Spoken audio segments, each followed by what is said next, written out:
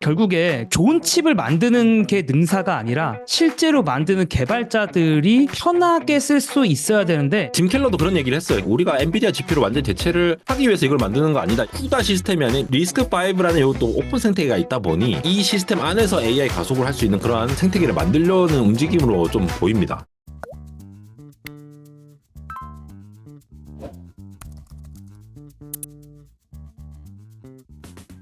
안녕하세요. 이호석입니다. 오늘 안 다룰 시간 오랜만에 나왔는데요. 반갑습니다. 에런님, 단테님. 반갑습니다. 네. 반갑습니다. 자, 어느 때보다 많은 분들이 기대하시고 기다리셨을 것 같아요. 왜냐면 또 엔비디아 실적 나왔는데 주가는 왜 이 모양이야?부터 시작해가지고 AI는 끝난 거야, 안 끝난 거야? 도대체 정확하게 좀 얘기해줘. 등등 여러 가지 이야기들이 나올 수밖에 없는 상황인데요. 어디서부터 이야기해볼까? 너무 당연히 엔비디아 실적에 대한 이야기부터 해야 될 것 같아요. 일단은 엔비디아 실적을 추가적으로 얘기할 건 없을 것 같아요. 이 영상을 보시는 많은 분들이 다 내용은 아셨을 것 같고 실적은 잘 나왔는데 주가는 빠졌다 뭐 이런 내용이잖아요. 어떤 부분들이 좀 인상적이었는지 좀 말씀을 좀 들어볼까요, 먼저? 시장에서 어떤 것들을 좀 이제 실망했나 이런 것들을 이제 집어보자면 뭐 막상 또 제가 찝어보니까 이유들이 좀 많기는 하더라고요. 아마 이거는 이호석 아카데미에서도 비슷하게 표현했던 것 같은데 어쨌든 이제 기대가 너무 큰 거죠. 시장에선 기대가 너무 큰 거니까 실적이 좀 아쉬웠는데 어쨌든 어떤 것들이 좀 아쉬웠는지를 보면은 매출 가이던스가 네. 그 월가의 컨센서스보다는 높게 나왔는데 소위 말해 뭐 헤지 펀드들의 컨센서스 혹은 시장이 기대하는 컨센서스보다는 약간 낮았다. 이런 얘기들도 되게 많아요. 네, 왜냐면 네, 네. 보통 컨센서스를 이제 시장의 예상보다 뭐 되게 10%막 이렇게 더 크게 상회를 했었거든요. 근데 이번에는 시장의 컨센서스의 한 2, 3% 정도밖에 상회를 못했어요. 맨날 서프라이즈. 어떤 로맨틱한 남편이 와이프를 위해서 매일매일 그때마다 서프라이즈 파티를 이렇게 했는데 그 파티의 규모가 좀 작았던 거죠. 저는 그 전교 영등은 없다라는 비유가 괜찮더라고요. 아, 전교 영등이랑도 어떻게 비슷하죠. 전교 영등이 어딨냐 이런 거. 그렇죠. 전교 1등까지 했는데 이제 전교 0등이 아닌 거고 뭐 그런 거였던 게 있고 그 다음에 또 저는 사실 이것도 좀 놀랐는데 그러니까 영업이익률이 네네. 전년 분기에 비해서 조금 줄었거든요. 근데 이게 뭐 아시겠지만 이 영업이익률이 한 6.4%막 이런 음. 수준이니까 사실 66%씩 회사가 이익을 남긴다는 게 거의 뭐 말이 안 되는데 어쨌든 지난 분기보다 내려갔다. 그러니까 왜냐하면 영업이익률이 엔비디아가 계속 올라가긴 했었거든요. 근데 이제 그게 올라가지 못했다는 거에 대한 좀 실망감이 어쨌든 좀 있었던 것 같고 그리고 저도 이 얘기하는 것도 좀 약간 웃기긴 한데 매출 성장률도 꺾였다. 이렇게 또 얘기를 하시더라고요. 지난 분기가 262%거든요. 내가 말하면서도 어이가 없는데 262% 성장했는데 왜 이번 분기에는 겨우 122%밖에 성장을 못했냐? 이걸 뭐 겨우라고 제가 말을 해야 되는지 잘 모르겠는데 어쨌든 이제 시장에서는 그런 말씀을 하는 분들도 있긴 있더라고요. 지난번에 성장률 거의 반토막 난 거 아니냐? 뭐 이런 거죠. 200% 넘게 성장한 회사가 100%대 성장을 했으니까 뭐 그렇게도 말을 많이 하시고 또 그다음에 뭐 아시겠지만 컨퍼런스 콜에서도 나오긴 했는데 블랙엘 관련된 거 그리고 사실 이거는 안델공학 채널에서 더 디테일하게 정리가 됐기 때문에 그런 얘기들은 뭐 에러님이 사실은 해주셔도 될 것 같은데 어쨌든 결론은 그냥 사람들이 궁금한 건 이거였거든요. 블랙엘 그래서 늦게 나오는 거야? 이게 궁금했는데 뭐 젠슨왕이 사실 이렇게 저렇게 말은 했지만 지난 분기 컨콜에 비하면 늦어지는 건 맞아요. 뭐 이런저런 뭐 마스킹이 어쩌고 저쩌고 뭐 얘기는 하셨는데 어쨌든 늦어지는 거는 팩트. 그러니까 이제 그거에 대해서도 이제 시장에서 좀 실망을 한 것 같습니다. 그래서 어떤 점들이 실망스러운지를 골라보자면 이런 건데 다만 이제 전체적인 그 숫자들은 뭐 다들 알고 계시겠지만 아니면 화면에 뭐 살짝 보여주셔도 되는데 네. 전체적인 숫자들을 보시면 아시겠지만 사실 되게 잘 나왔어요. 그러니까 맞아요. 이거 뭐 다른 걸 떠나서 그러니까 되게 잘 나왔는데 근데 굳이 이제 너무 완벽하니까 이제 그런 결점들을 사람들이 이제 굳이 찾는 거예요. 이 회사의 실적에서 좀 그래서 그런 상황이었다라고 이제 실적 발표를 좀 정리할 수 있을 것 같습니다. 개인적으로는 이제 그 헤지펀드 운용하면서 진짜 제일 황당했을 때가 어닝 쇼크가 났는데 주가가 오를 때예요. 진짜 어닝 빅 쇼크가 났어. 근데 주가가 올라. 그래서 이게 진짜 말도 안 된다 그랬는데 예상보다는 덜 안 좋았대. 그러면서 이제 막 주가가 오르는 경우들이 있거든요. 그러니까 이제 사실 이게 주가라는 게 참 예상하기가 좀 어려운 게 실적이 아무리 좋아도 주가가 빠질 수가 있고 아무리 나빠도 주가가 오를 수도 있다라는 사실은 받아들일 필요가 있는 것 같아요. 이번 엔비디아 실적이 딱 그런 모습인 것 같고, 대신에 이제 당일날의 주가 반응은 그랬지만, 이제 앞으로 이제 그런 모습들이 좀 중요하잖아요. 근데 중간에 이제 얘기해 주신 중간에 블랙웰 이야기가 나왔는데, 블랙웰 처음 나왔을 때도 여러 가지 이제 구조들이 좀 예상하고 좀 다르다라는 것부터 포함해가지고 여러 가지 설명들을 채널에서 굉장히 자세하게 해주셨는데, 블랙웰은 지금 어떻게 되고 있는 상황인가요? 엔비디아에서는? 최근에 나왔던 얘기가 그 방금 단태님께서 말씀드렸다시피 그 마스크 문제 때문에 마스크를 갈아 넣었다. 그래서 지금 문제를 결함을 해결을 했다라고 하는데 어쨌든 이제 계획에 따라서 약간 지연이 됐다라고 하는 부분들이 있죠. 음, 근데 이게 원래 그 엔비디아가 그 블랙엘 전에 그러니까 이제 호퍼죠. 호퍼 H100, 네. H200 할 때 그 얘네들이라고 하면 안 되지. 엔비디아가 음, 그 뭐 원래 2년마다 새로운 서버용 GPU를 내놨었죠, 사실. 네. 근데 뭐 AMD도 중간에 이제 따라오고 MI300 같은 거 내놓으면서 그러면서 그거를 이제 부스팅하면서 1년에 한 개씩 찍어낸 거죠. 예를 들면 스마트폰을 원래 1년마다 이렇게 한 개씩 출시를 하잖아요. 반년마다 출시를 하게 된 거죠. 훨씬 더 이제 규모가 큰 거. 안 그래도 TSMC 이제 그 캐파도 딸리는 상황인 건데 그렇게 해서 이제 달리는 상황 중에 지금 주력 모델이 지금 H100 뭐 H200 이렇게 갈 텐데 넥스트 모델이 이제 블랙엘 B100, B200에 해당한 거를 지금 내놔야 되는 상황이고 그리고 이제 CPU와 결합한 모델이 이제 GB200이라는 거죠. 그레이스 블랙엘 슈퍼칩이라고 하는 건데 아무래도 이제 그 설계 단에서의 문제건 아니면 패키징 그 제조에서의 문제건 뭔가 문제가 있었던 거는 사실인 것 같아요. 근데 이제 개인적으로는 그게 뭐 얼마나 큰 문제냐라고 하면은 예를 들어 그 회사를 다니는 직원들 같은 경우에는 이슈가 컸을 것 같아요. 목표 일정이 있을 테니까 그걸 이제 납기 일정을 못 지킨 거니까 뭐 네. 그 뭔가 어떤 부서에서 뭔가 하던 게 밀려서 그 윗단에서도 뭔가 밀리고 계속 쭉쭉 밀려가지고 결국 바깥으로 이렇게 드러난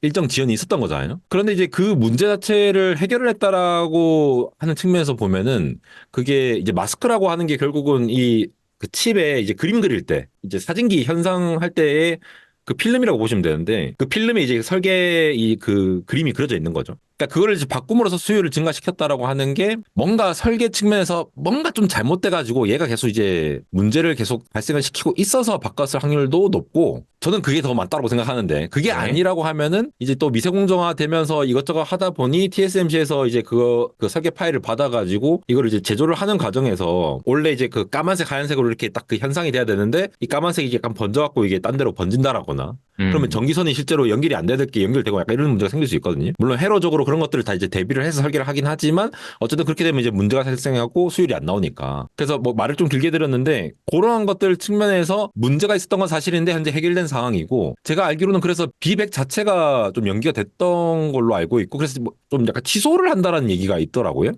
부분 아, 제가 정확하게 잘 모르는데 혹시 단테님 아시나요? 아니요, 저도 정확히는 잘 모르는데 예. 어, 그런 이게 말씀하셨던 것 같은데. 루머랑 네. 실제로 지금 이제 엔비디아가 공식적으로 얘기한 거랑 섞여가지고 정확한 건 잘 모르겠는데 비백이 원래 출시를 해야 될 때에 약간 밀린 상태에서 비백을 일단 약간 취소하듯이 내버려 두고 음, 훨씬 더 수요가 높고 훨씬 더 이익이 많이 나는 B200을 집중해서 빨리 마스크를 해서 이제 해버리자. 음, 라고 하는 쪽으로 약간 흘러가고 있다고 하더라고요. 그래서 그런 측면에서 보면은 사실상 뭐 기능상으로서 문제가 없는 상태에서 뭐 블랙은 그대로 이제 나오지 않을까 싶고 반도체에서 결함이 생겼다고 해서 우리가 이제 사실 이제 가장 범하기 쉬운 논리 오류가 약간 이분법적인 사고잖아요. 네. 결함이 생겼네? 그러니까 블랙에는 안 될 거야. 이렇게 음, 생각하기 쉬운데 반도체 설계부터 그 디자인 파일 넘기고 제조하고 패키징하고 그 온갖 과정들이 있잖아요. 그래서 그 칩을 만들고 칩 자체를 보드에 올리고 실장해서 다 이렇게 또 만드는 온갖 그런 다양한 과정들이 있는데 그 중에 한 과정에서였던 지연이 있었다라는 거지 전체가 망했다라는 개념으로 이해를 하시면 안 된다라는 거죠. 그런 측면에서 보면은 이제 가장 하이엔드급의 넥스트 GPU가 현재로서는 뭐 기능상 문제 없이 이미 그 고객사들한테 이제 우리가 흔히 CS라고 부르는데 커스터머 샘플링이라고 커스터머 샘플을 이렇게 다 돌린 상황에서 기능적으로 완전히 동일한 그리고 약간 변경된 그런 수율을 고친 것들로 뭐 예정대로 좀 더 할 거다라고 측면을 보면은 저는 사실 그게 3개월의 지연이 있다 하더라도 3개월 지연이 있을까? 얘 나 AMD 쓸래? 뭐 예를 들어 인텔 쓸래? 음, 라고 하는 회사가 과연 있을까? 싶거든요. 아, 그런 그, 해자까지 있는 상황에서 엔비디아의 이번 결함 이슈는 사실은 사실이지만 그렇게 큰 영향은 안 주고 있지 않나라고 개인적으로 생각하고 있습니다. 네. 근데 이게 비유를 한다면 어떤 비유가 적당할지는 잘 모르겠는데, 그냥 사실은 엔비디아의 블랙웰이라는 칩 자체는 다른 경쟁 상대하고 비교해보면 너무 격차가 심하지 않아요? 이미 하늘에서 막 날아다니고 있는 상황이라서, 뭐 쟤 날아다니다가 왜 더 속도가 안 나? 막 이런 정도의 느낌 아닌가요? 사실 단일 GPU 관점에서 보면은 AMD MI300이 더 낫다라고 마이크로소프트가 얘기하기도 했었고 뭐 그런 일들이 있어요. 네네네. 근데 이게 AI 계산에서 이제 단일 GPU만 쓰는 경우는 특히 빅테크 경우는 굉장히 드물죠. 아예 데이터 센터를 구축해서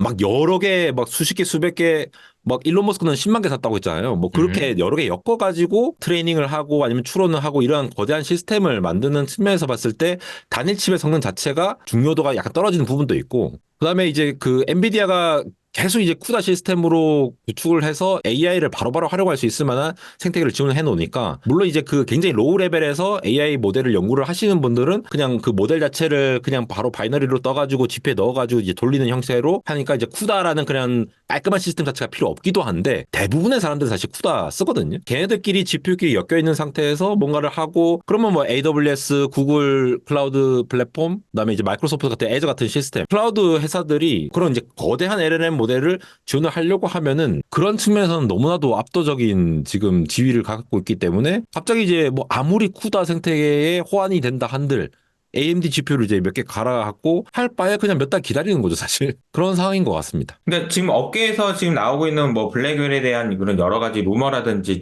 걱정이라는 것이 없는 건 아닌 것 같아요. 근데 이제 그것이 판도를 뒤엎을 정도냐 그러면 그런 거는 아닌데 그냥 저의 느낌에는 야, 저건 뭐 그냥 하늘을 날아다니고 뭐 여기서 저기서 막 점프하고 막 그런 건 그 정도는 아닌가 보네. 뭐 이런 정도의 느낌 아닐까. 근데 딱 그 정도 아닐까 싶긴 한데 오늘 이제 제가 에러님한테 좀 여쭤보고 싶었던 거는 에러님 채널에 보면 야, 이거 엔비디아 곧 망하는 거야? 아니야, 뭐, 망하는 건 아니라도 엔비디아를 위협하는 많은 그런 이야기들이 있어요. 예를 들어서 짐 켈러라든지, 이제 얼마 전에 올렸던 그 셀레브라스라든지, 아니면 또 애플이 또 구글칩 이용한다더라. 이건 뭐냐? 이런 얘기들도 사실 어떻게 보면은 헤드라인 뉴스만 보면 엔비디아를 진짜 심각하게 위협하는 것처럼 느껴지는데, 요거 하나하나 좀 설명해 주시면 어떨까요? 네, 일단 그 짐 켈러라는 분을 잘 모르시는 분들도 있을 수 맞아요. 있으니까 그짐 켈러라는 분은 테슬라, AMD, 인텔 뭐 온갖 거 이제 왔다 갔다 하면서 거기 갈 때마다 대단한 어떤 프로세서를 설계를 했던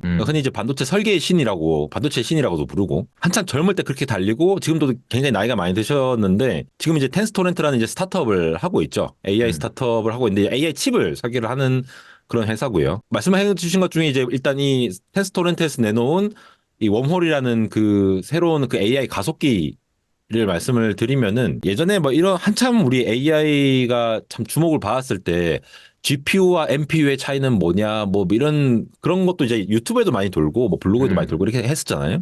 맞아요. 결국은 이제 그 현재로서는 그런데 그 거대 언어 모델 LLM을 돌리기 위해서는 엔비디아 거를 안 쓰고 싶지만 진짜 영업 마진 60, 70% 나오면서 하지만 이제 울며 겨자 먹기로 이제 결국은 사와야 되는 현재 상황에서 빅테크들은 지금 대놓고 얘기하잖아요. 자체 칩 설계한다고. 그러니까 너네 웬만하면 안 쓰고 싶다고 얘기를 하고 있는 상황인데 그렇게 이제 반 엔비디아 형태의 어떤 그 움직임들이 있고 그러한 노력 중에 한 형태라고 보시면 될 것 같아요, 우선은. 그래서 이거 자체가 이제 반도체 뭐 신이 만들었대. 라고 해서 엔비디아의 주도권이 갑자기 바뀐다. 이러한 이제 성급한 결론은 내릴 수가 없고 엔비디아를 대체를 하지는 못하겠지만 엔비디아 걸로 거의 지금 대부분 다 쓰고 있다 보니 이런 것들은 굉장히 비효율적인 것들이 있을 텐데 부터 시작해서 그쪽부터 해서 좀 더 확장을 해 나가는 형태가 되는 거예요. 흔히 말하는 이제 CPU는 이제 뭐 인텔 AMD는 X86 그리고 뭐 ARM 진영은 이제 ARM 아키텍처를 쓰죠, 그러니까. 그리고 리스크5 이런 구조들이 있는데 그러니까 엔비디아 같은 경우는 쿠다라는 아키텍처를 쓰고 있고 결국 이제 그 아키텍처라고 하는 것들이 결국 이 소프트웨어를 짜가지고 하드웨어가 이렇게 동작해 저렇게 동작해 왔다 갔다 하는 특정 어떤 구조 그리고 어떤 명령어 프로토콜이라고 보시면 편할 것 같은데 소프트웨어로 하드웨어를 명령하는 거죠. 뭐 예, 이렇게 하드웨어가 해라, 그렇게 가만히 해라. 있으면은 하드웨어 전원한다고 해서 이렇게 전력만 왔다 갔다 하지 전류만 흐르지 뭐 알아서 움직이지 않잖아요. 뭔가 그렇죠. 이렇게 인풋이 있고 왔다 갔다 해야지 동작을 하는 거고 그 역할을 이제 소프트웨어로 이제 심어줘야 할 텐데 그런 것들을 하는 이제 기본적인 규칙들이 있는 거죠. 저희가 지금 이제 한국어로 얘기를 하고 있지 않습니까? 한국어로 네. 얘기를 하니까 서로 알아듣고 하는 것처럼 음흠. 뭔가 그런 언어의 규칙이 있어야 될 것 같은데 그게 이제 엔비디아 같은 경우에는 쿠다라는 시스템에서 이제 NPU도 확장해서 하이브리드로 한 설계로 지금 GPU를 설계를 하고 있는 상황이고 근데 짐켈러 같은 경우에는 리스크5라고 하는 그러한 프로토콜 그 아키텍처가 약간 오픈소스 형태로 이거 공짜로 라이센스 비용 없습니다라고 하면서 하는 그 진영이 있어요. 그러니까 ARM조차도 ARM이 예를 들어 애플도 이제 ARM 명령어 아키텍처만 가져와서 쓰지만 또 그런 식으로 라이센스 주고 퀄컴도 라이센스 주고 이런 식으로 자기들이 레퍼런스 코어 줘가지고 라이센스 줘가지고 라이센스 비용으로 이렇게 돈을 벌게 되는데 리스크5 진영은 각자 그냥 오픈소스니까 각자 이렇게 뭔가 설계를 해서 이렇게 만들어 놓은 아키텍처로 설계를 한다라는 거죠. 그만큼 좀 간단하기도 하고. 그래서 기존에 있는 진영보다 굉장히 간단하게 설계를 할 수 있는 형태의 프로토콜이 있는데 이걸 기반으로 짐 켈러라는 사람이 AI 가속기를 좀 이제 처음부터 끝까지 좀 새로 만들어 보겠다라고 하는 접근이라고 보시면 될 것 같아요. 제가 좀 뭐 비유를 이게 적당할지 모르겠지만 어쨌든 그런 쿠다라고 하는 그런 뭐라고 해야 되죠? 언어라고 해야 되나요?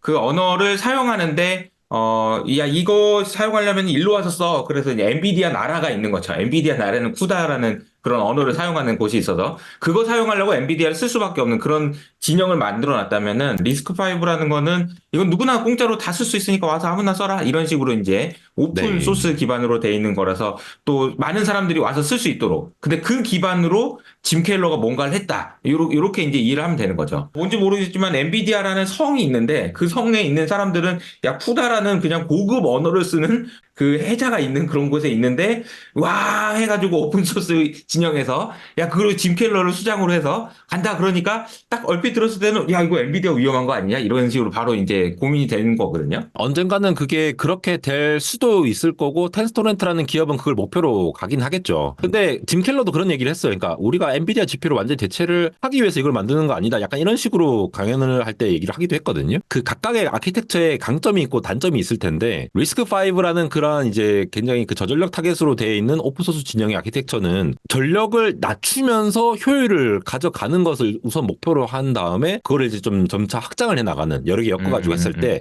결국은 전력 측면에서 지금 엔비디아 GPU 막 700W, 1000W 이렇게 막 너무 높은 걸 쓰고 이러니까 막 뭐 변압기도 문제가 되고 데이터 센터 뭐 액체 냉각 이런 것도 다 나오고 있는 상황인 거잖아요. 그러니까 그런 것들의 그 엔비디아의 단점이 될 수 있는 부분들을 이제 타겟팅을 해서 뭔가 이제 새로운 시도들을 굉장히 많이 하고 있다라고 보시면 되겠고요.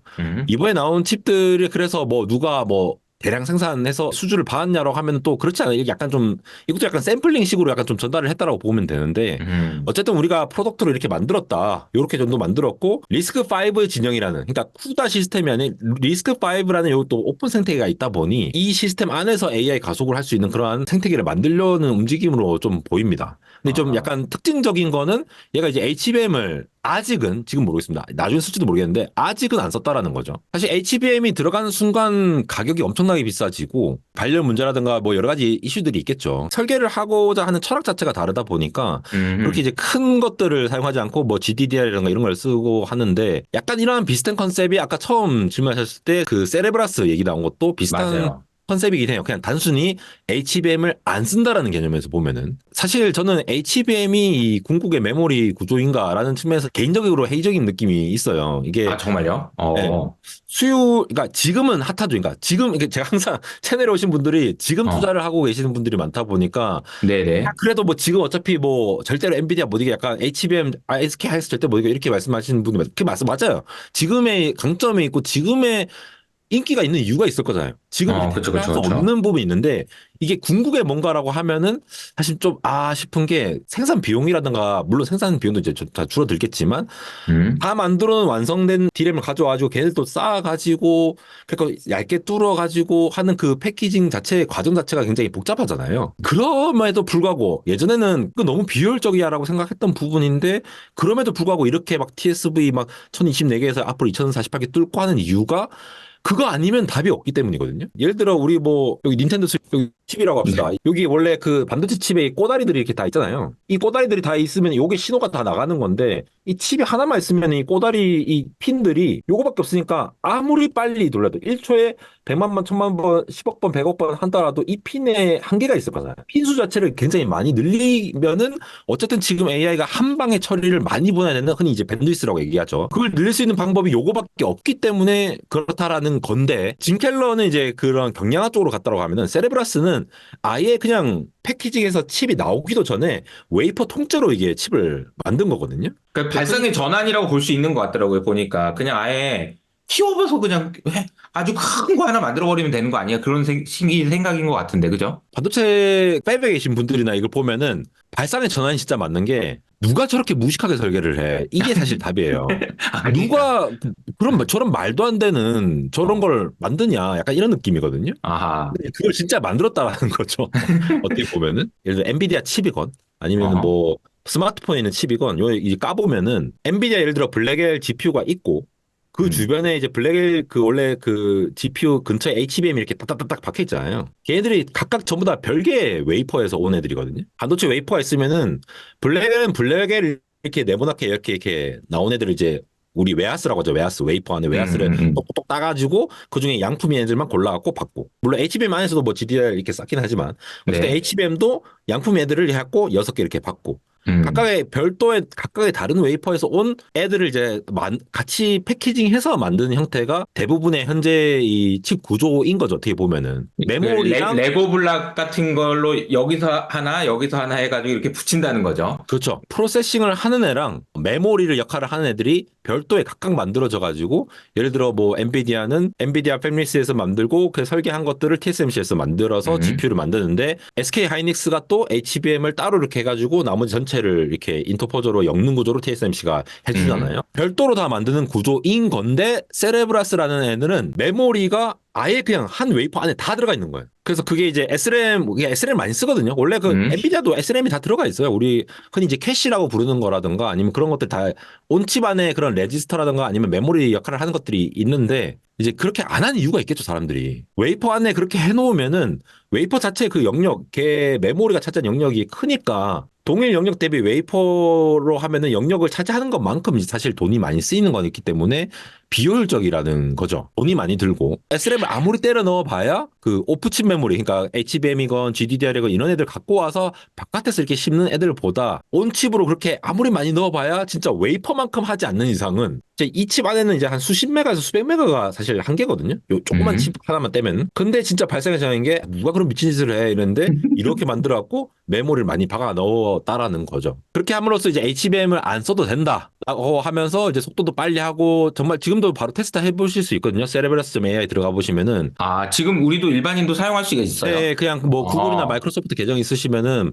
그냥 뭐 계정만 이제 들어가서 로그인 하면은 바로 쓸 수 있는데 그게 이제 온칩에서 바로바로 돌아가니까 오프칩 예를 들어 HBM까지 왔다 갔다 할 시간이 안 걸리고 그 안에서 이제 빨리빨리 SRAM에서 쳐내주니까 그게 빨리빨리 처리를 할 수가 있다라는 개념인데 그래서 빠르죠. 정말 빠르고 엔비디아 GPU를 아무리 엮어도 현 세대 그리고 차세대, 차차 세대에도 아무리 엮어도 이 속도가 안 나올 거라고 저는 생각을 해요. 그렇다고 해서 이제 칩 하나로 만든 이거의 단점이 없어질 거냐는 이제 아닌 거죠. 이제 앞으로 더 봐야 된다라는 얘기인 거고 개인적으로는 이거에 대해서 이제 비판을 많이 하시는 분들은 저거 어차피 못 쓴다. 웨이퍼 짜우러 해봤자 TSMC 5나노 공정 웨이퍼 한 장짜리가 16,000달러인가 16,000달러인가 그러거든요. 2천만 원 정도 되는 거잖아요. 근데 거기서 이제 뭔가 뭐 좀 뭔가 로직이 오류가 났다가 하면은 그냥 2천만 원 버려야 되는 거예요. 그냥. 아, 싹 다 버려야 되는구나, 한꺼번에. 아. 네. 예를 들어 10장 만들었는데 수율이 뭐 50%밖에 안 나온다 하면은 그냥 1억 그냥 날아가는 거죠, 계속. 그러니까 그런 측면도 있고 여러 가지 있는데 제가 알기로는 이 세레브라스가 그 G 사이 그 오일 쪽, 오일먼이랑 좀 결탁해가지고 그쪽에 뭔가 이렇게 열심히 같이 연구를 많이 하는 걸로 알고 있어요. 바이오 쪽도 좀 연구를 많이 하고 있고. 신약 개발 이런 거 약간 그런 쪽으로 해가지고. 그래서 약간 자금에 대한 약간 걱정 없이 일단 지르고 있는 상황이고 그렇게 해서 나중에 뭔가 좀 방법을 만들어 가야 되는 상황이라고 봐야지 이게 당장 나와서 엔비디아의 현 체제가 무너진다라고 해석해서는 안 되고 다만 엔비디아가 절대 할 수 없는 굉장한 빠르기를 가지고 있죠. 근데 그거는 그만큼 돈을 많이 때려 넣었기 때문에 그런 구조를 만들었기 때문에로 일단 이해를 하시는 게 맞습니다. 뭐 대충 어렴풋이 이제 이해하기로는 진짜 발상의 전환으로 작게 만들고 잘 만들고 하는 게 아니고 큰 걸로 해가지고 그냥 한 번에 네. 뭐 하다가 망해가지고 돈 깨져도 뭐 그 중에 하나만 제대로 나오면 뭐 이런 식의 느낌이라고 한다면 제가 그냥 드는 생각이 지난번에 단테님도 얘기해 주셨지만 중국이 이런 것도 하고 있을 것 같다는 생각도 좀 들긴 하더라고요. 또 약간 그런 생각 들던데. 그렇지 않아요? 중국하고 뭔가 있나 싶기도 한데. 예. 그러니까 왜냐면 중국이 지금 AI를 못하는 이유가 엔비디아에서 칩을 못 가져가서인데 그럼 칩 안 받고 그냥 내가 그냥 여러 번 해봐가지고 그 중에 하나 되는 걸로 해가지고 학습시키자 뭐 이런 식으로도 할 수 있지 않을까 이런 생각도 좀 얼핏 들었습니다. 그리고 뭐 중국 뭐 이번에 또 그 기사 나온 거 보니까 뭐 호주 같은 데다가 데이터 센터 음. 만들어 놓고 거기서 아, 돌린다 뭐 이런 얘기도 있고 아, 어차피 이제 데이터 센터로 아예 넘어가 버리면은 사실 네트워크만 좋으면은 꼭 그 로컬에서 돌릴 필요는 없으니까 뭐 그쵸. 그렇게 하다가 뭐 걸렸다라는 기사도 있고 뭐 싱가포르랑 뭐 다른 그 지역들을 통해서 이렇게 그 수입을 한다라는 얘기도 있고 뭐 그렇긴 하더라고요. 그러니까 이제 엔비디아 이야기하면서 엔비디아 진영을 어떻게든 그 아성을 무너뜨리려고 하는 그런 많은 진영들이 있다라는 얘기를 이제 했는데 아직 이렇게 깨기는 어렵다라는 이제 의견이긴 한데 나중에는 어떻게 될지 모른다. 궁극의 그런 반도체는 아니다 이렇게 정리를 하면 될 것 같고 단테님 혹시 좀 더 추가로 얘기해 주실 게 있을까요? 딱 이런 느낌인 것 같으니까 지금 엔비디아가 약간 조조와 위나라 약간 이런 네, 맞아요. 느낌이고 지금 이제 나오는 애들은 사실은 냉정하게 말하면 뭐 막 뭐 되게 많잖아요. 사실 이제 뭐 오픈 AI도 뭐 칩을 만들겠다 뭐 이런 기사도 맞아요. 나온 것 같은데 뭐 짐 켈러도 그렇고 냉정하게 말하면 언베코나 유표나 어. 공손찬이나 도겸이나 이 정도 수준이에요. 사실은. 네.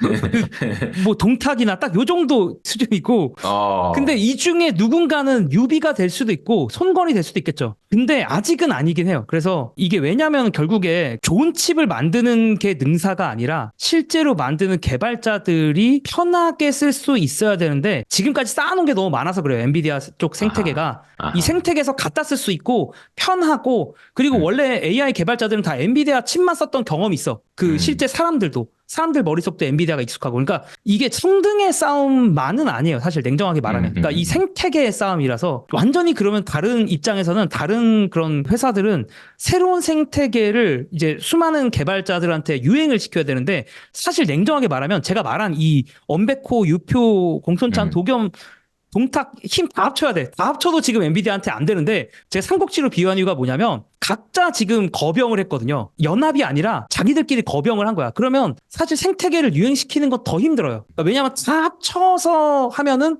그래도 어떻게 좀 비빌 수 있을 것 같은데 지금은 각자 다 따로따로 새로운 길을 가고 있으니까 새로운 개발자들에게 홍보를 하기가 좀 어려운 상황이다라고 저는 좀 볼 수가 있는 것 같습니다. 근데도 불구하고 이런 그 엔비디아를 무너뜨리겠다라고 하는 진영들이 끊임없이 나오는 이유는 서두에도 말씀드렸지만 엔비디아가 돈을 너무 잘 벌어. 그래서 나도 벌고 싶거든. GP 마진이 저게 웬 말이야. 나도 물장사 하고 싶거든. 그러니까 이제 나도 이것만 잘하면은 천하를 얻을 수 있다라는 생각을 가지고 지금 이렇게 엄청나게 많은 도전들이 일어나고 있는 것 아닌가라는 생각이 좀 듭니다. 엔비디아 얘기는 요 정도로 좀 마무리를 하고 AI 전반에 대한 이야기로 좀 넘어가 보면요. AI 버블이래요. 그리고 AI 캐즘이랍니다. 그래서 지금 AI에 대한 걱정들이 굉장히 많아요. 그리고 이제 주가도 그렇지만 전반적으로 업계에서도 여러 가지 고민들을 많이 하고 있는 것 같아요. 근데 이제 오늘은 근데 이제 아직 안 끝났다라는 진영에 대한 이야기들도 굉장히 많고 그리고 실제로도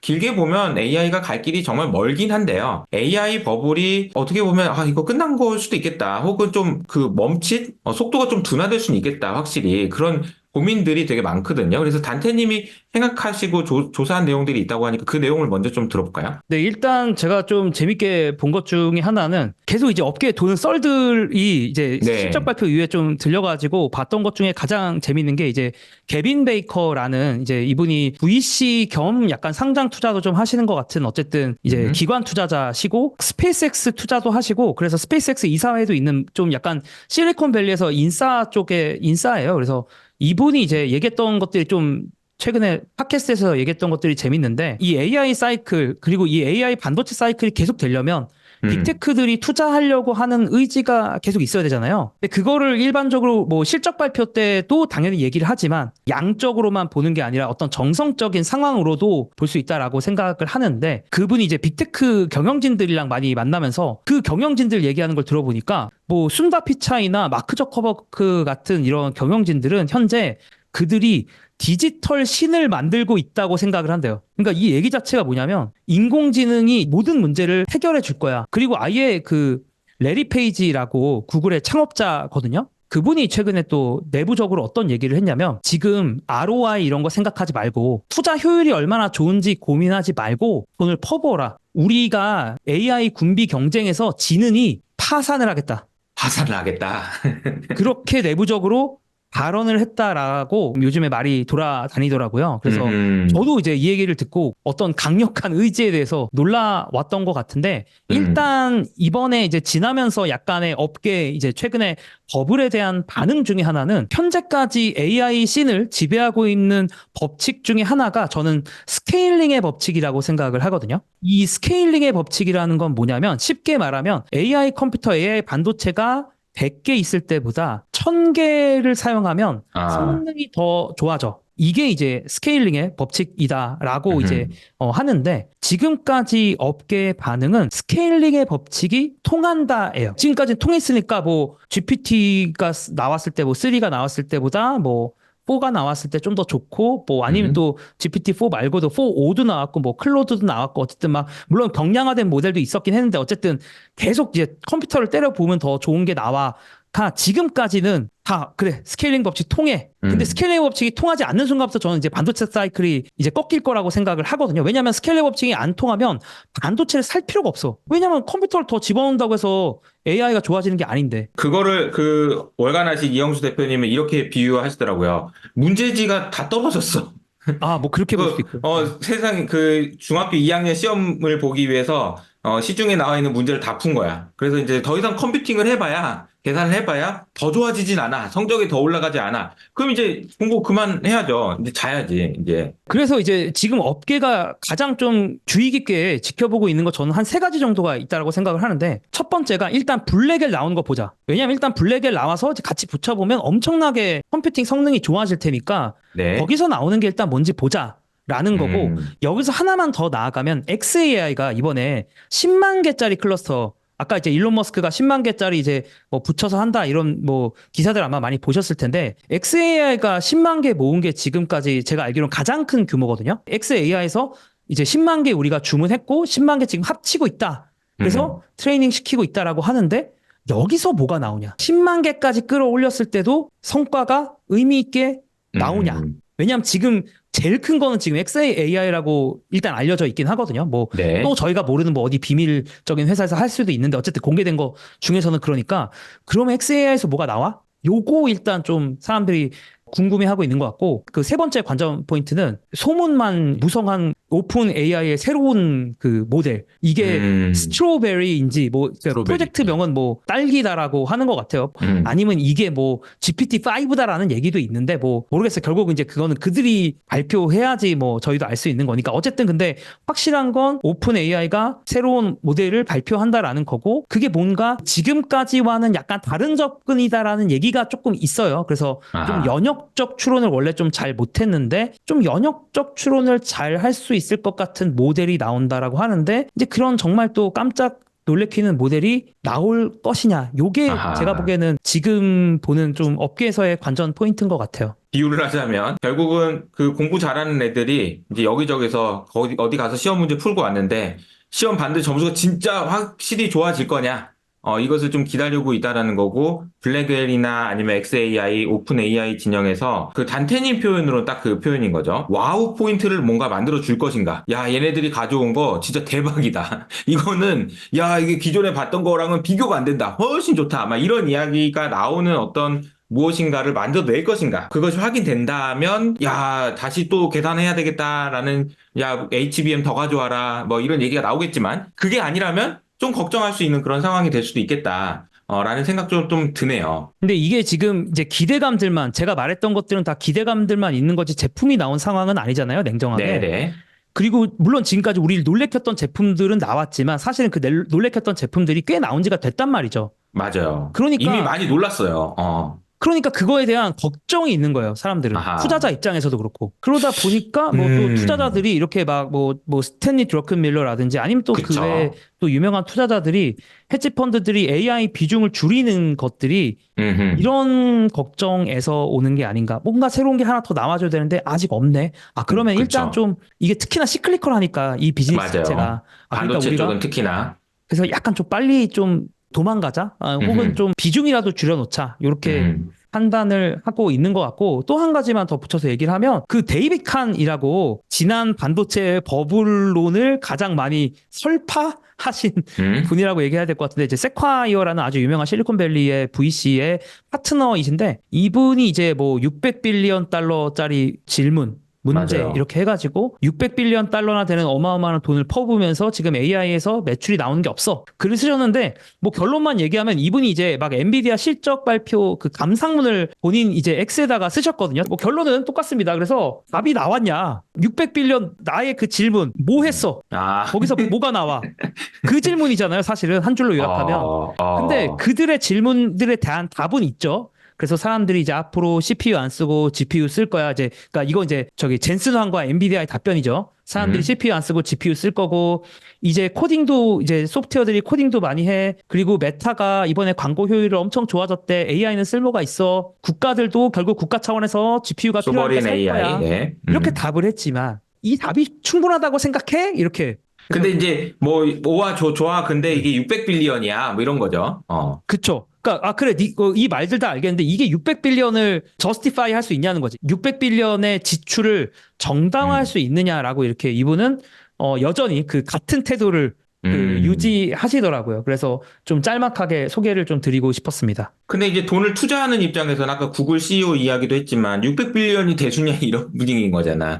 야, 내가 지금 돈을 써가지고 안 되면은 내가 차라리 파산하는 게 낫겠다. 아니, 구글이라는 회사가 그냥 어떻게 쉽게 파산할 수도 없는 그런 사이즈인데 그 정도의 각오로 지금 대하고 있는 상황이라서 뭐 투자가 덜 되거나 그렇진 않겠지만 앞서 말씀하셨던 이 여러 가지 그런 고민들은 계속 될 것 같다라는 생각이 좀 들어요. 그런데 이거는 약간 좀 주제가 좀 다를 수 있는데 제가 생각할 땐 연결된다라고 보고 있는 주제 중에 하나거든요. 최근에 제가 알기로 근래 한 달 사이에서 저희 3명의 유튜버가 만들어낸 수많은 동영상 중에 아마 최고의 조회수를 기록한 영상이 아닐까 싶은데 에러님이 만든 영상 중에서 기후 이야기를 하셨는데 그 조회수가 60만이 넘었더라고요. 오히려 대서양의 온도가 역대급으로 하락 중이래. 근데 그 내용을 보면서 저는 좀 약간 공포심이 느껴졌어요. 그러니까 뭔지 모르게 뭐 지구가 굉장히 기후위기가 심각하대.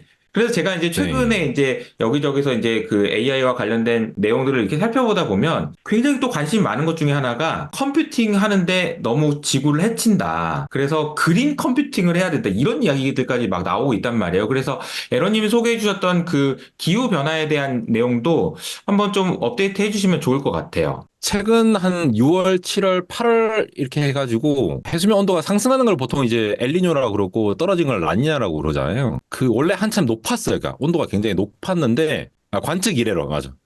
관측 이래로 이 온도가 이렇게까지 갑자기 급격하게 떨어진 적이 없었는데 거기에 대한 이유를 지금 잘 모르겠다라고 하고 있는 게 학계에서의 일단 반응이라고 하는 게 기사로 탔어요. 이게 뉴스 사이언티스트라는 매거진 같은 곳인데 뭐 엘니뇨 라니냐 원래 엘니뇨 라니냐라는 말 자체는 태평양 기준으로 해수면 온도가 올랐다가 내렸다가 이렇게 하는 거를 얘기를 하는 거고 지금 얘기하는 거는 대서양의 온도가 급격하게 좀 떨어지고 있다라는 거거든요. 그래서 이제 2024년 6월에 이 정상보다 좀 이제 높은 상황이었는데 엘니뇨가 뭐 오니 많이 아무래도 이제 북미 쪽이고 유럽 쪽이다 보니까 대서양은 이제 관심이 많잖아요. 그런 상황인데 갑자기 이제 급격하게 막 떨어지기 시작하니까 어떤 걸 문제가 될까, 뭐가 문제길래 그럴까, 뭐 여러 가지 의견들이 있죠. 사실 뭐 추측은 있는데 이제 검증이 안 된 것들이 많은데 예를 들어 뭐 남극이든 북극이 이제 빙하가 녹는데 이제 지금 가속화되고 있다는 얘기는 많이 나오고 있거든요. 예를 들어 우리가 이제 그 얼음 뭐 아이스 아메리카노를 먹는다 하더라도 마시고 있는데 얼음에다가 물을 더 이렇게 막 이렇게 치대면은 더 빨리 녹잖아요, 사실. 그렇죠. 그런 것처럼 빙하가 녹는 상태에서 더 이렇게 온도가 이제 올라간다라거나 아니면 이제 물이 계속 이렇게 하면서 좀 더 가속화되고 있다라는 연구 결과는 지금 나오고 있어요. 그러니까 처음에 얼음만 있을 때는 천천히 녹는데 얼음의 네. 옆에 이제 물이 붙게 되면 훨씬 더 빠른 속도로 녹아서 빙하가 녹는 속도가 진짜 가속화된다라는 얘기가 있죠. 네. 그래서 그 가속화가 되니까 아무래도 이제 빙하에서 더 가속화된 그 차가운 물이 갑자기 유입되면서 갑자기 이렇게 온도가 급격하게 평소보다 떨어진 거 아니냐.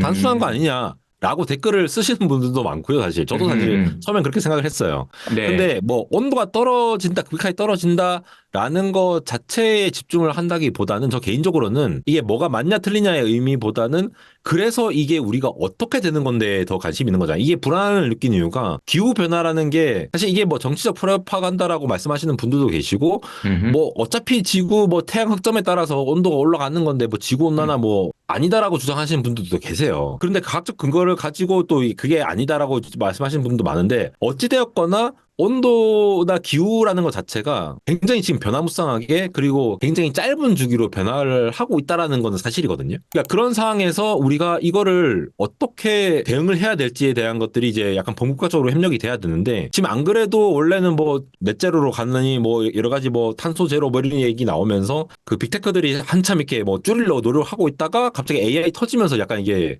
누그러졌잖아요. 뭔가 지금, 약속한 바를 못 지금 지킬 것 그거 같고. 할 때가 아닌 것 같다. 뭐, 네, 지금 뭐 메타가 뭐 데이터 센터를 뭐 북극에다가 뭐 한다. 이런 네, 얘기 뭐 그런 나오는 거 식이잖아요. 보면 이 사람들이 지금 기후위기를 신경 쓰는 건가? 이런 생각이 들죠. 지금, 아니, 뭐, 아무리 뭐 경쟁에서 하더라도 지금 원래 아리백을 한다는 등 뭐, 그래서 뭐, 야, 뭐, SK 하이닉스한테 니네 저기 뭐, 너무 많이 뭐, 탄소 배출하는 거 아니냐라고 하다가 갑자기 데이터 센터를 시키려고 막 북극에다가 만다든지 이런 이야기가 나온다는 것 자체가 기후에 대해서는 좀 손 놨던 거 아닌가 그런 생각이 들어요. 그래서 빅테크들이 그러한 것들을 못 지키고 있는 상황에서 뭔가 기후 변화가 좀 더 심각한 상황인데 실질적으로 이 대서양에서 엘니뇨 걱정을 있다가 급격하게 라니냐를 지금 걱정하게 되는 상황이 되다 음, 보니까 이런 것들이 좀 걱정이 됐던 거고 결과적으로는 이게 대서양이 아마 기억나실지 모르겠는데 고등학교 때 아마 셋 다 이과잖아요. 그죠? 네네, 맞죠? 맞아요.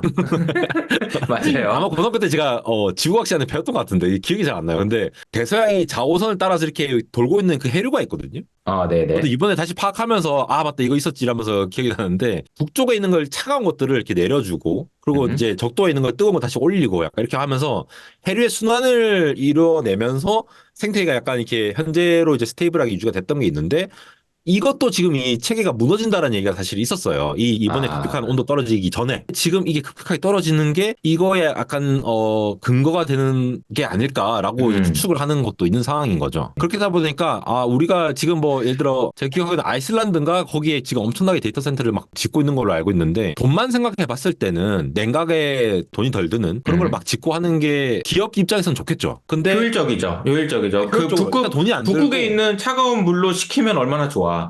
돈도 네. 안 들고, 그쵸?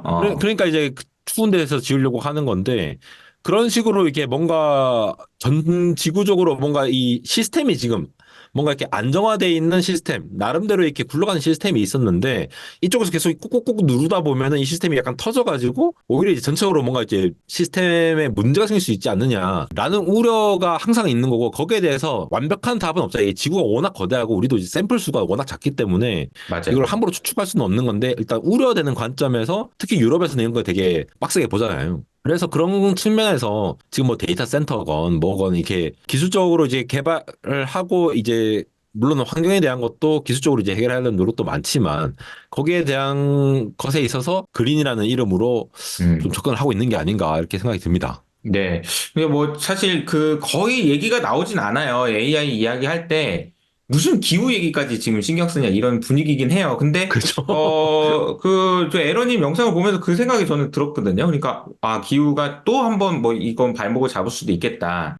이런 문제점들을 지적하는 목소리들이 좀 커지는 분위기도 확인이 되는데 뭐 트럼프가 되느냐 해리스가 되느냐에 따라서 뭐 오늘 뭐 이야기 나눈 그 주제에 대해서도 좀 분위기가 바뀔 수 있어서 그 부분도 좀 잘 점검하시면서 이제 투자하시면 좋지 않을까, 라는 생각이 좀 듭니다. 전반적으로 오늘 말씀드렸던 내용들이 AI가 계속 장기적으로는 가긴 갈 텐데 여러 가지 우려들이 있다는 내용이에요. 그러니까 우려들이 있는 것이 사실이고 이렇다 보니까 이제 투자자들도 앞서 이제 단태님이 잠깐 얘기해 주시긴 했지만 좀 움찔해요. 움찔해. 이거 잠깐 도망쳐야 되는 거 아니냐. 단기적으로는 적어도 이런 분위기가 연출되고 있는 것 같은데 단태님 좀 체크해 보시면 어때요? 이제 서틴F나 이런 걸 좀 보셨을 것 같은데.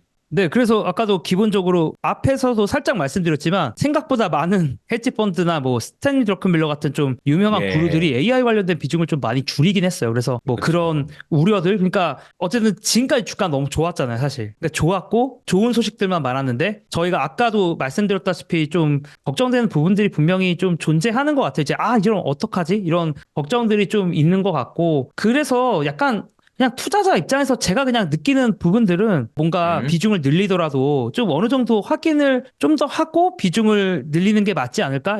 그런 생각이 저는 좀 들긴 했습니다. 이게 AI가 버블로 가는 길 아닐까 이런 생각을 좀 하는데 이게 이제 좀 위험한 말일 수 있어요. AI가 버블이다, 버블로 간다라는 개념이 아니고 버블로 갈 가능성이 있다라고 생각해 보면 그 역사상 어떠한 버블도 기관 투자자가 의심하면서 가지 않았어요. 버블은 항상 개인 투자자들이 아니야 그냥 가는 거야라고 하면서 비이성적인이라는 수식어가 붙잖아요. 그러니까 버블은 항상 비이성적이야. AI에 대해서 그냥 됐어 그러면서 이제 가는 그런 과정이 필요한데 근데 그러려면 이제 한 번 정도 이런 시임도 필요할 것 같다는 생각이 들고요. 그러면 어떤 개인들이 무슨 돈으로 AI를 살 것이냐 이 질문에 대해서는 개인적으로는 그 대답이 맞는 것 같은 게 지금 미국 개인들이 들고 있는 MMF에 있는 6.6조 달러죠. 이 어마어마한 돈들이 어디로 갈지를 지금 결정해야 되는 순간이에요. 왜냐하면 이 6.6조 달러가 지금 그동안에는 연준이 금리를 많이 올려놔가지고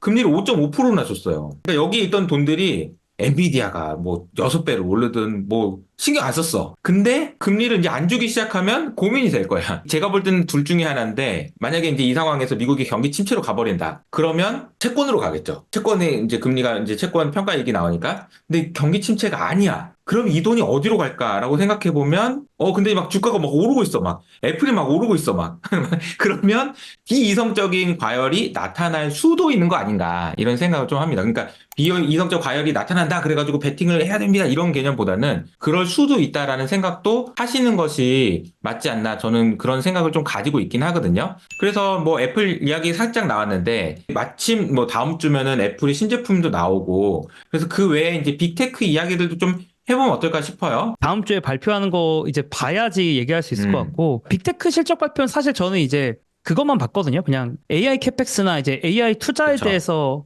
혹은 AI에서 어떤 성과가 있는지 이제 그런 것들 위주로 좀 실적 발표를 봤었는데 기조가 바뀌진 않았더라고요. 그러니까 지난 분기와 어떤 AI에 대해서 뭔가 기조가 바뀐 느낌은 전혀 들지 않아서 그러니까 쉽게 말해서 AI 군비 경쟁 계속한다. 이게 지금 그 모든 그 빅테크들의 생각이어서 그냥 그것만을 좀 이번 실적 발표 때는 좀 재확인하는 그런 시간이었던 것 같아요. 그리고 가장 인상적이었던 건 그 레리 페이지의 그 파산. 나는 차라리 파산을 택하겠다라고 하는 그 단어 자체가 워낙 세네요. 그렇죠. 레리 페이지가 이제 어쨌든 본인도 이제 개발자 출신이시고 또 컴퓨터 공학 전공하셨으니까 이제 썰에 따르면 코딩도 직접 한다라고 하거든요. 그래서 그런 거를 보면서 어쨌든 본인도 개발자 출신에서 오너라고 해야 될까요? 최대 주주가 느끼는 이 AI의 중요성을 이제 그 한마디로 좀 요약할 수 있지 않을까. 그래서 저는 지금 빅테크들의 생각, AI에 대한 생각 바뀌지 않았다라고 얘기할 수 있을 것 같아요. 빅테크들이 AI에 대한 생각을 바꿨으면 저는 이제 AI 진짜 조심해야 됩니다라고 얘기를 하고 싶은데 쉽게 말해서 엔비디아 GPU 사주는 이 바이어들의 생각이 아직은 계속 군비 경쟁하겠다라는 거거든요.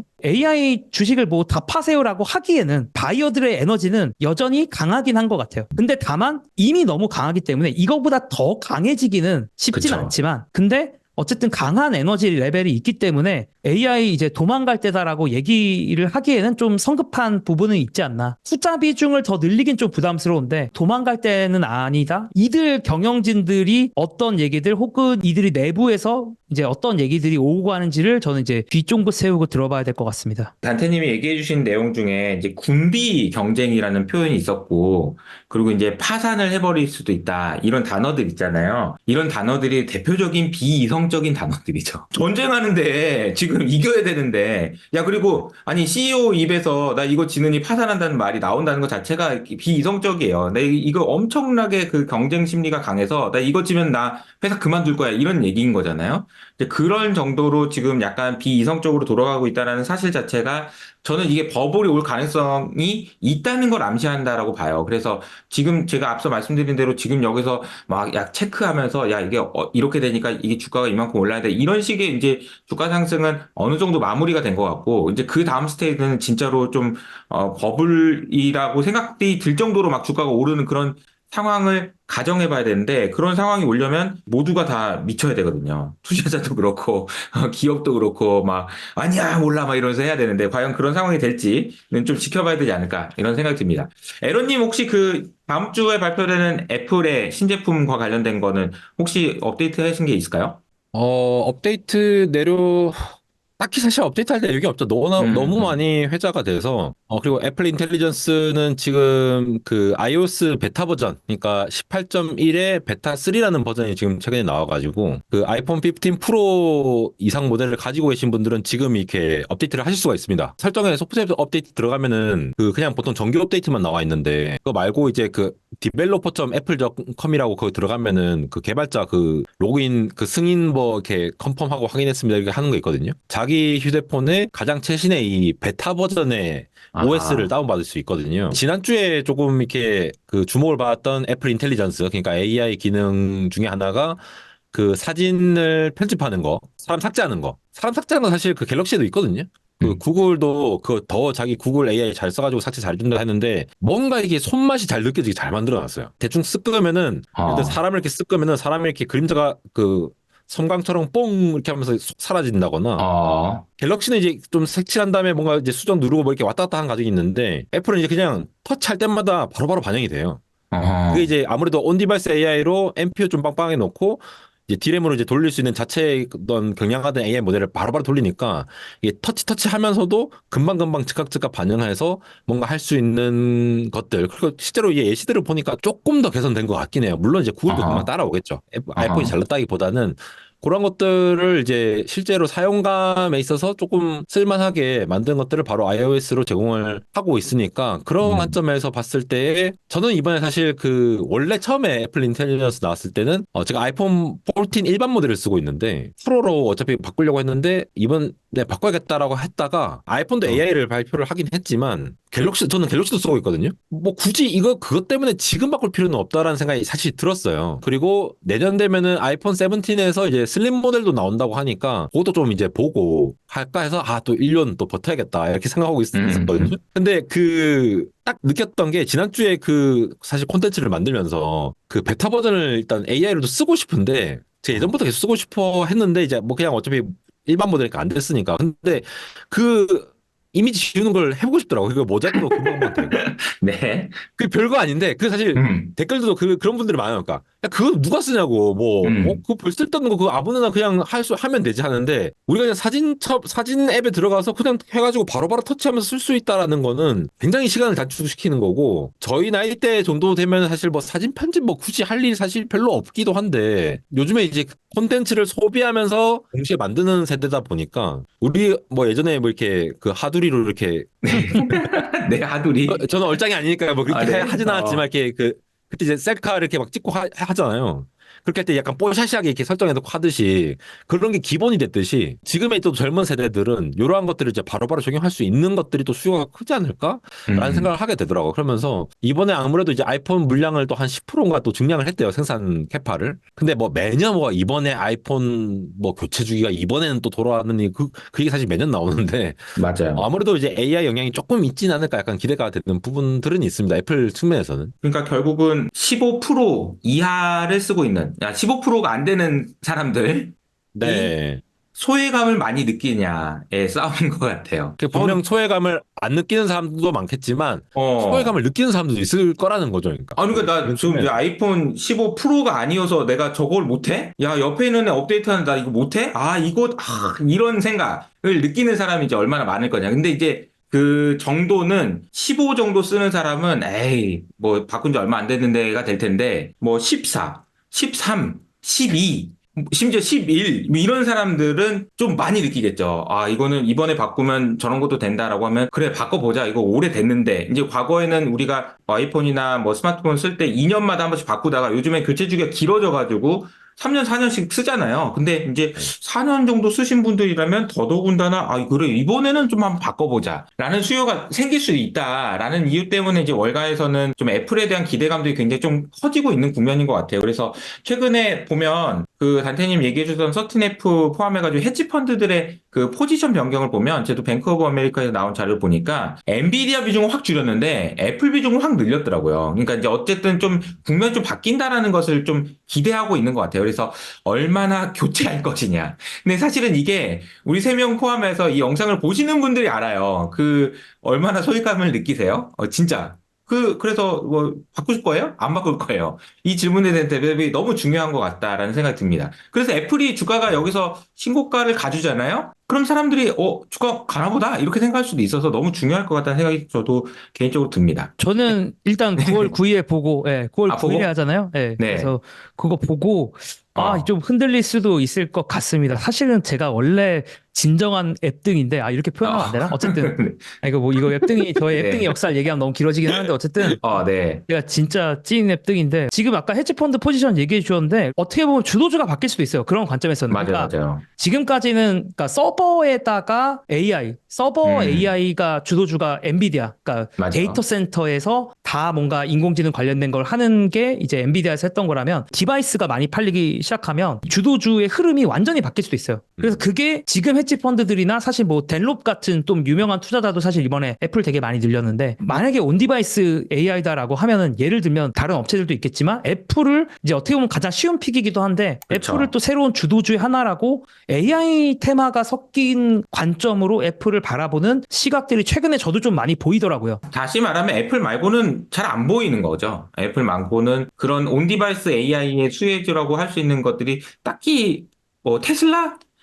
또 좀 약간 물론 이제 테슬라도 이제 10월 달에 또 중요한 행사가 있으니까 뭐 그렇긴 하지만 그래서 일단 애플에 대한 관심도가 좀 커지지 않을까 싶긴 합니다. 결국 그 길목에서 그러니까 애플이 어떤 반도체를 쓸지는 또 미래에 또 바뀔 수 있겠지만 결국 길목에서 항상 그 골목대장 깡패 짓을 한 게 애플이잖아요. 그러니까 맞아요. 그 협력 업체들 이렇게 쥐어짰고 막 이런 거를 이제 늘 해왔기 때문에 애플이 물론 이 수혜 당장 뭐 카메라를 만드는 업체 아니면 이 안에 들어가는 반도체 하는 업체들도 수혜를 보겠지만 결국에 가장 거기서 제일 많이 이득을 볼 건 애플일 테니까 고객과 그렇죠. 맞닿아 있기 때문에 맞아요. 협상력은 애플이 제일 강할 수밖에 없거든요. 그래서 뭐 그렇게들 아마 헤지 펀드들도 생각을 하면서 엔비디아를 팔고 애플을 사는 그런 움직임으로 가는 것 같아요.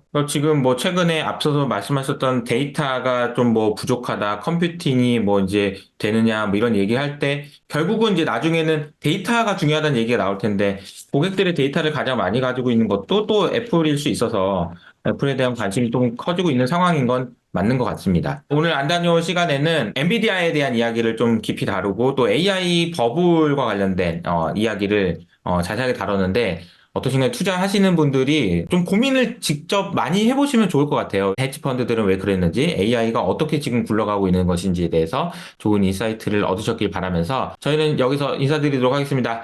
에러님, 단테님 수고하셨습니다. 감사합니다. 감사합니다. 네, 안녕히 계세요. 네.